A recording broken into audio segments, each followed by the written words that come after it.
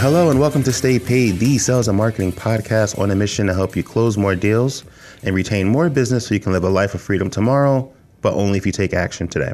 I'm Mark Randall, the producer of Stay Paid, and today we're going to bring you 4 clips from previous shows, all curated to help you incorporate various marketing tactics into your business to get more customers into your sales funnel and to close more deals.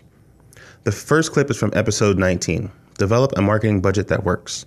And so I don't know how you want to kind of dive into this. I think the first thing is you got to have a marketing budget, but let's talk about like the spend a little bit. Like let's talk about where do you start? I mean, you're a real estate agent, you're a financial advisor. Hey, you might be a grocery store even listening to this. Or I think there's a guy that's selling perfumes that's following us that hooked up with me on Instagram. So, where do you start? How much should they be spending on their marketing budget? You can look at general best practices. So if you look at some best practices, the average is about 10%. Your marketing budget should be about 10% of your commission income if you're a service-based sales professional, and that's what your commission is.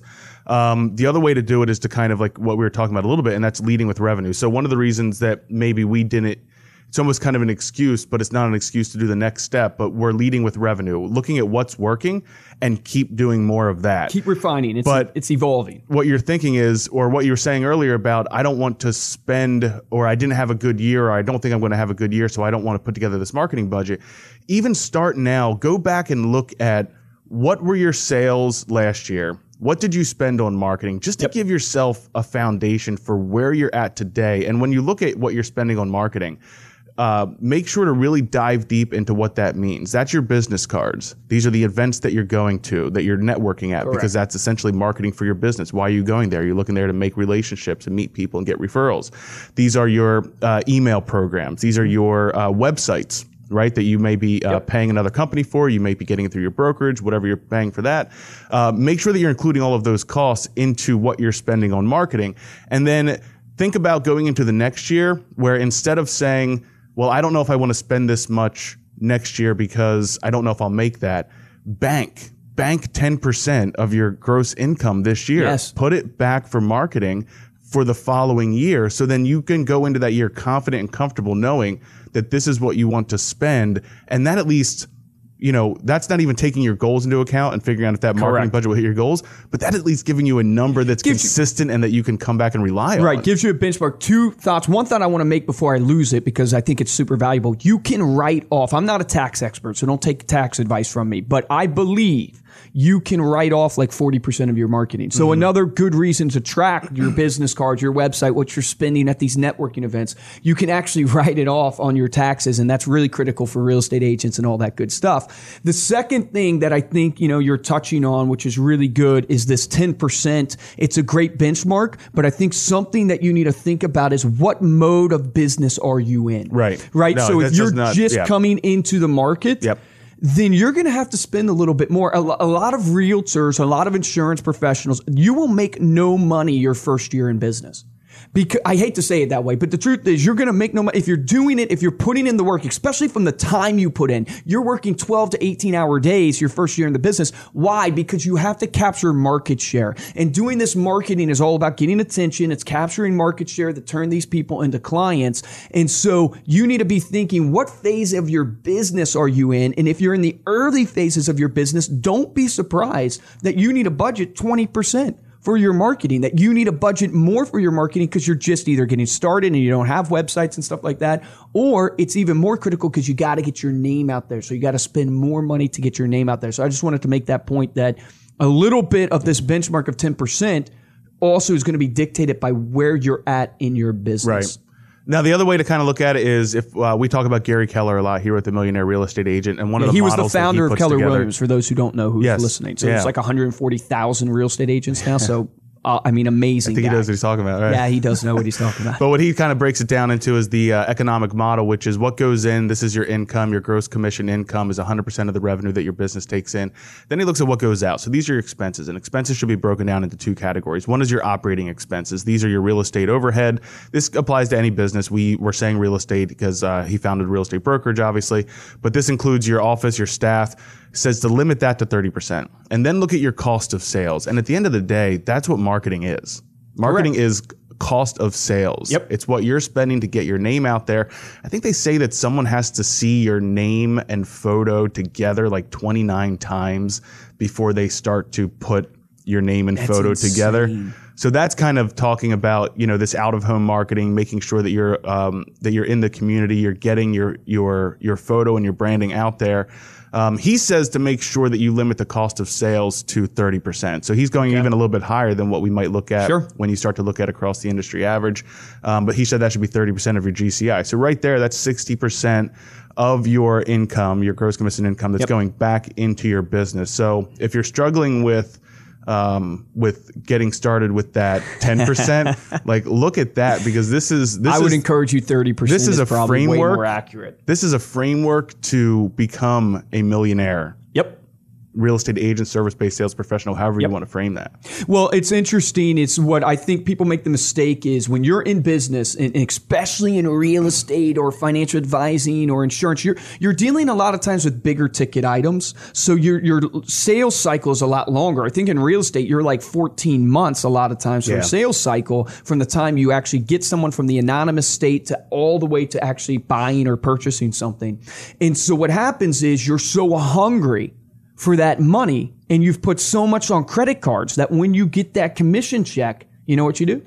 You hold on to all the money and you spend it all. And you don't, at that moment, you don't function like a business. And I snapped there. Hopefully you guys can hear that snap on the podcast. But you don't function like a business, meaning a business gets that money in and they go, okay, I got my 30% going to operating expenses. I got my 30% going to marketing, and then the rest is for me. Yeah. What real estate agents tend to do, and I'm sorry I'm coming at you guys, but it's the truth. Yeah, what you guys tend to do is you get the money in your bank account and you spend it. And then like you go on your vacation. Right. That's why in our sales process, because we sell to insurance agents, financial advisors, real estate agents, when the market's up, all of a sudden, we're getting tons of deals in. And then when it goes down, everybody's just like, what happened to all my money? And they can't spend any money on marketing when they need to. Right. Where everybody else has now no money to spend. If you would just budget the money right at the transaction and function like a business where you take the 30% out, you can get your bank account to do this for you. I literally have in my bank account, when my money hits direct deposit, I don't make any conscious decisions of what I save. It just literally right? separates it. It separates it, puts this in savings, puts this over here in this account.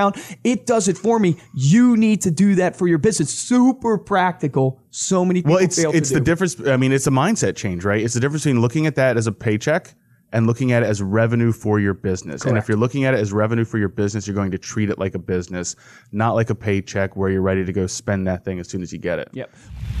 The second clip is from episode 24, Scale Your Business with Growth Hacking. Yeah, I mean, if we look at another example like Twitter, and you're talking about kind of in that moment that you're experiencing the product. So your client's experience with the product is the closing table. It's the time whenever that transaction comes to a close, they're happy. What Twitter looked at when looking through their analytics is that the growth team discovered that people who followed at least 10 other people on Twitter were dramatically more likely to be active users than those who followed less than 10. So they started introducing the who to follow. So you're in the product, you're enjoying the product, and now they're serving you up more ways to use the product and to engage with it. And so what they started finding naturally is because people that had more followed more than 10 people were using the product more, getting more people to follow people ultimately drove their daily users up and their engagement rate up. And they did two things there. So number one, they're capturing the moment that you're enjoying the experience with the product. And then number two, they know the metric that's going to provide them the greatest value in their growth. So for you, that might be at the closing table, and then that referral, obviously, everybody knows that referrals are going to be your most solid source for You leads. better know that. If you don't know that, man, you're missing out. So you better know that. And that really kind of brings it back to the second point in our ebook, which is finding your aha moment. And so that was really the aha moment for Twitter, was once they realized that stat existed, the only question in their mind became, great, how do we get people to follow more people? And the way that you can kind of find these aha moments, we had one ourselves when we would do video testimonials. So we would go across the country, shoot these editorial videos, and as a way to sort of subsidize the cost of those, we would get video testimonies from our clients. And we started talking to clients and finding out firsthand we were in their homes, we were in their offices, we were seeing them in their environment, not just talking to them over the phone or over email. And the number one thing that we walked away with from that whole experience was how much people loved the way that they looked with the product. Yeah, I remember this. Changed our entire advertising campaign. We went from a very feature-driven, customizable magazine, generate tons of referrals, to a much more I hate to use the word vanity, but it's a much more how you look, kind of branding, perception type of piece. Highest quality. Changed our content, changed our ads to a classy and effective way to stay in touch with Even the clients. changed our pitch. Changed the pitch. And to us, that was a bit of an aha moment where we began hooking more people after we realized, okay, obviously people want to see the referrals. But if you're not producing ROI for a marketing tool, then it's pointless. You shouldn't be a marketing tool. It's pointless. So the next question becomes, what is really drawing people? What's differentiating our marketing tool from them? And this is something you can apply to your business. Use this small data. So Martin Lindstrom wrote a great book called Small Data. It's all about, the trend today is all big data, collecting all of these analytics, assessing them, running them through algorithms to tell you what to do. This is small data. These are the interactions you're having with your clients on a day-to-day basis where you can read their reactions. And the thing that one of the stories that they told in the book was Martin Lindstrom was a consultant for Lego. And in 2001, Lego, their business was tanking. I'm not surprised Josh knows this because he loves Legos. If you walked in his office, not to be tangential, but there's freaking Legos everywhere. I wish we had a couple behind us. I don't know if we. Okay, we do. Okay, it's behind my head back there. You have to check out the video. But anyways, not to interrupt you. So this guy's consultant for Lego. Yeah. So and this is a great story because what he's in this the bedroom of an 11-year-old in Germany, right? Kind of just talking to him about what he's proud of, and he asked him, "What's the thing that you're most proud of in your room?" Because that's Lego's demographic, right? Sure. And he holds up this pair of skate shoes or his pair of shoes, and they were worn and beaten and tattered. And they had like this one edge had like the sole rubbed off at like an 11-degree angle. And he said the reason why I'm so proud of these shoes is because it shows everyone that I'm the best skater around. Because when I go down this half pipe or this whatever, it rubs the sole this way. So what they did at the time, Lego was actually trying to simplify their product. They were making bigger blocks and easier to build structures.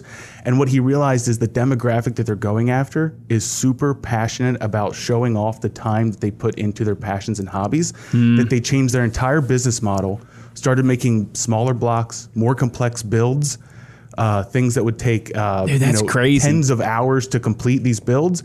And then the brand has taken off ever since then. They actually even started the talks of making the Lego movie at that point because they realized if the users who were that invested in spending time with this hobby, they want to show off something that's impressive or something that's hard. So just using that little bit of information, change their whole business. Oh, it's the biggest brand in the world right now. I don't want to miss this applicable point to everybody who's listening to this is that the crux of both of these stories, whether it's ReminderMedia example or the Lego example, is understanding what your consumer, what your client actually wants and what they value. Right. And that takes a lot of work and a lot of effort. It takes how many of you guys right now have actually gone back and surveyed your clients after you sold them insurance or after you invested their money and just got their opinion of why they use you, how they felt through the process, and maybe what even you could do better or what they valued throughout the process? It takes awareness, right? It takes the ability to be present when you're speaking to clients. And obviously you're thinking about how to help them with the service that you provide, but you're reading their reaction. Yep. You're paying attention to the things that are outside it's of your emotional business. Intelligence. And it's the ability to read how they feel. And if you're a realtor, you're helping them with a purchase of a home, you're a financial advisor, you're helping them with a huge financial investment. Their lifestyle is so tied in to what they're coming to you for that you have to watch the lifestyle. You have to pay attention to those clues. If you asked yourself, of the transactions you've done this year, what is it that your clients appreciated the most about what you brought to the table? Do you know the answer to that question? That's the good action item for the end of this podcast. So I'm just helping myself out here on this podcast. Pause and let that one sink in. Do you know? Do you know? Because I think of our own business and we're selling, obviously, American Lifestyle Magazine to people and ways for you to connect to your key relationships. And I ask myself, are we positive that the people we've sold this year, and we've sold thousands, if we went and talked to them, would they all give us that, the number one thing I love about you guys is you're helping me connect with my key relationships and I don't have to worry about it? Because that's what we're selling. It's just it's just a convicting thought. So the next thing that next point we want to make is Luke touched on it a little bit, but that's to test small and scale. Right, so most of your ideas are going to fail. Correct. Just deal with that. I saw a meme the other day on Facebook that had what a unsuccessful person looked like, and had all of these blocks of fail kind of on their shoulders, right? And then what a successful person looked like, and it was them just laying down the blocks of failure, stepping like as steps. Oh, that's brilliant. It's just failing faster, using it as a stepping stone to the next idea. But the most important thing is if you're just failing and you don't know why, then you're not going to be successful. That's the definition of insanity. No, that's trying the same thing over and over again. This next clip is from episode 30, The Value in Relationship Marketing. But the point being is, all of you today are probably driving around going, how do I generate the next lead? Yeah. How do I get that next deal? And you live in that transactional mindset, and that's what ends up killing you versus thinking about the long term and thinking that everything for your next deal is in the deal you already closed, right? That's the line you came up with. The clients you already have, everything you need for your next deal is actually with them if you just focus on that relationship. But walk them through this cool equation to give them some type of, I guess, framework or something. Well, we want to look at the ROI, right? So the justify biggest concern I think with people is relationship marketing. Where is my return on investment? Correct. I can spend, we've talked about this on the podcast before, we can spend X amount of dollars on Facebook to generate X amount of impressions that will ultimately convert to X amount of leads. And then we can look at how those leads close. That's really kind of the transactional marketing side. There is some relationship building going on as we get people into our content. But the question becomes, how do I sort of put some metrics on this idea of building a relationship with somebody is going to get me business later. Now, one of the most important things to kind of keep in mind is if you're a service-based sales professional, and this statistic is specifically for real estate agents, but 70% of your past clients are going to forget your name a year after that transaction. Wait, 70%? 70% of your clients will not be able to name their realtor a year after the transaction. Amazing. So that just gives you a broad idea of potentially the missed opportunity, missed revenue. But we're going to use some numbers here. So if you have 50 contacts in your database, we're just going to go with that because this would be maybe past clients, sphere of influence, close associates. And we're going to use a real low number, well, maybe a low number, but selling 10 houses a year, right? According to the National Association of Realtors, 54% of home buyers and 64% of home sellers found their agent through referrals. Or had worked with them before. So we're going to average that out. And that's directly from the National Association of Realtors profile. Yep. So that's not our stats, that's their stats. No. So let's say we average that out to 60% of those houses sold in a year are going to come from a result of referral or repeat business, right? So each relationship is going to bring you 0.12 repeat and referral transactions per year. Okay. So 6 divided by 50 equals 0.12. That's how we kind of got that number. Then multiply that number by the number of years remaining in your career. So be optimistic here, maybe, when you want. This also comes back to your revenue and retirement goals. Depending on if we hit our goals. No. But that would then look at how many transactions that client would bring to you before you retire. So if you're planning on working 15 more years, 15 years times 0.12 is going to be 1.8 transactions from that one relationship. Okay. All right. Multiply that number by your average commission for the lifetime value of that relationship, average commission being $9,000. Total value from that relationship is going to be $16,200 per relationship. For the lifetime for your career, 15 years. For the lifetime of your career. Now, of course, the number of years you have left is going to expand that or reduce that. Now sort of extrapolate that out to your contact database as you're bringing in more clients. If you have a system in place, which is something that we're going to talk about here, what are the tools? What are the systems? If you have a system in place to follow up with that client in a quality way that will keep you remembered, right? Your database is going to continue to grow. So let's be conservative and say that grows to 100. Correct. Over the course of your career, that relationship marketing is going to be worth $1.6 million. Just with 100. Think about that. Think about that. That's insane. It's insane because all of you right now have more than 100 people you know and have a relationship with. Even if you don't have them in a practical database or something right now, all of you can get to 100, and you're literally 1.6 is what you said? 1.6 million for 100 contacts. Million. Yeah, with 15 years remaining. Yeah. That's unbelievable. So, I mean, the question then inevitably comes to, what are the systems? What in the world can I do? Because we've we've talked about before, and even in our own business, everything has to be broken down to a system. A lot of people, they don't suffer from a lack of ideas. They suffer from a lack of execution. Yep. And the reason they're not executing, or the reason they feel like their business is running them and they're not running their business, is because they don't have those systems in place. Yeah, they don't build the processes. Have you ever been, think to yourself right now, if you're a realtor, because I talk to realtors all the time and I know they experience this. Have you ever been super frustrated by the older person in your brokerage that seems to be closing deals left and right, but they do no marketing and it feels like they barely work?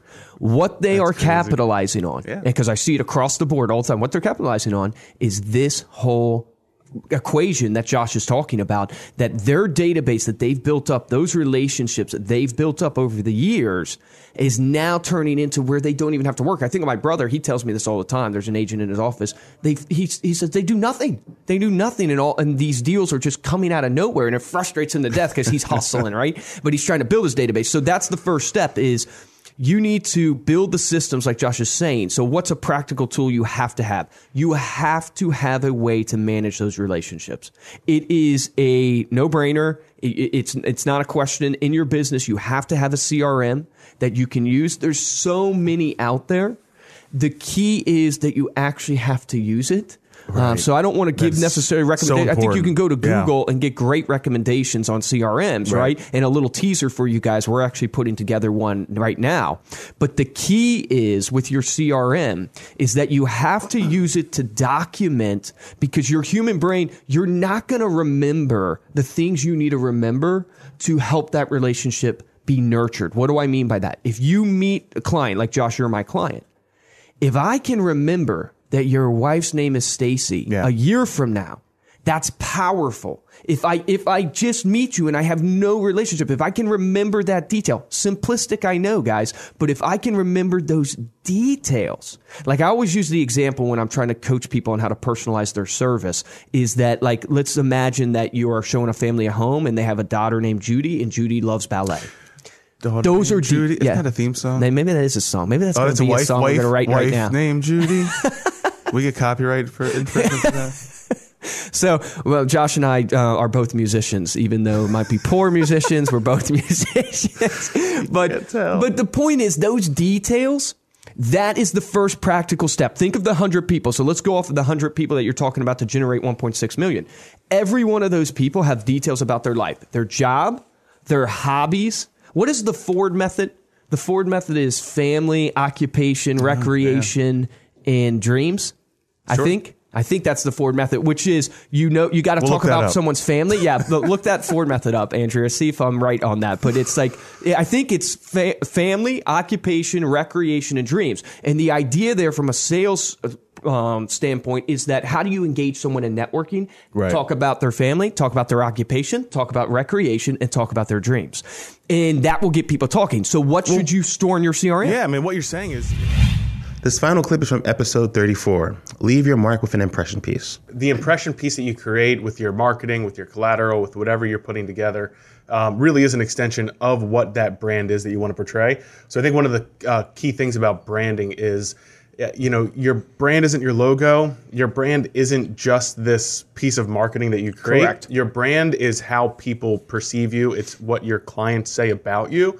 But that's a great point. What your clients say about you. Yeah. It's not what you say about yourself. Yes. It's what your clients say about you. And then the impression piece is really something that we preach so much, because I think a lot of people don't think about the impact that it can leave after that meeting. So kind of like even in the intro, talking about how it's so hard to research stuff about an impression piece, but you can research a ton about making a first impression and how all of these little things that you could be doing with your body language and the clothes that you wear and how you greet people and what you say. Your energy. Yeah, all goes into forming that impression of you. But then once you leave, what's that thing that you have that's signature in your business that you leave behind that someone can hold on to, and then you'll stay top of mind with? Because ultimately that's the goal, especially as a service-based sales professional, any small business. How can I make sure that I'm number one or two when people think about the service that I provide, that I'm top of mind in order to do that. They have to have something. There's got to be some, like in financial, when we talk to financial service professionals, and maybe some of you listening to this are in the financial arena, we call it like the sticky asset. What's going to stay sticky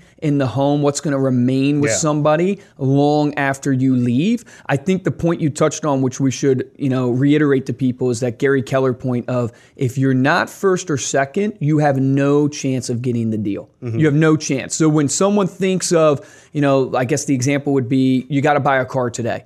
The first two car dealerships that pop into your mind are the car dealerships that are going to get your business. And I don't know the exact stats off the top of my head. I think number one is like around 75% or something like that the first person you think like of. 70-30. Yeah, 70-30 or something like that. 70% of the time you're going to choose the first thing that pops into your mind, and then 30% you're going to choose second. I mean, third place doesn't get anything. Truly, second place you're losing too. This impression piece should be one of the many weapons in your arsenal that is helping you remain sticky and build that mind share. So that's maybe the first point to make about an impression piece is, how do you make an impression piece that's gonna stick around? Yeah. So is your business card an impression piece? Right. So when you think of a service-based sales professional, what are they giving to everybody?